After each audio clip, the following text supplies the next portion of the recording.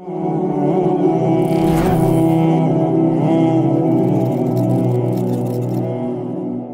वालेकुम।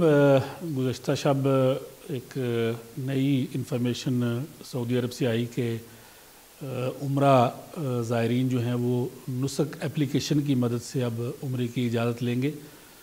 तो मैं ये बताना चाहता हूँ अपने नाज़रीन को कि ये कोई नई चीज़ नहीं है, इससे पहले भी नुस्ख एप्लीकेशन जो है वो काम कर रही है।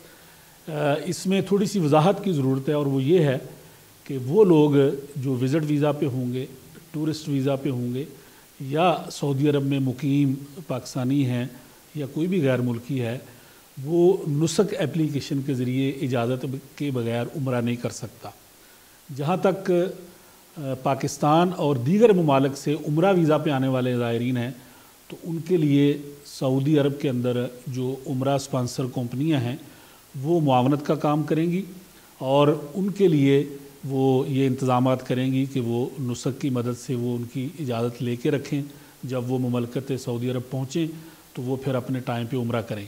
इसका मकसद लोगों को फैसिलिटेट करना है, रश को कंट्रोल करना है और मतवक्के जो रश है रमज़ान मुबारक के अंदर जो नज़र आ रहा है उसको कंट्रोल करना है, ताकि वो लोग जो 20-20, 24-24 घंटे का सफ़र करके सऊदी अरब पहुँचेंगे उम्रे के लिए, उनको मौका मिल सके कि वो आसानी के साथ अपने वक़्त के ऊपर जो है वो उम्रा करें।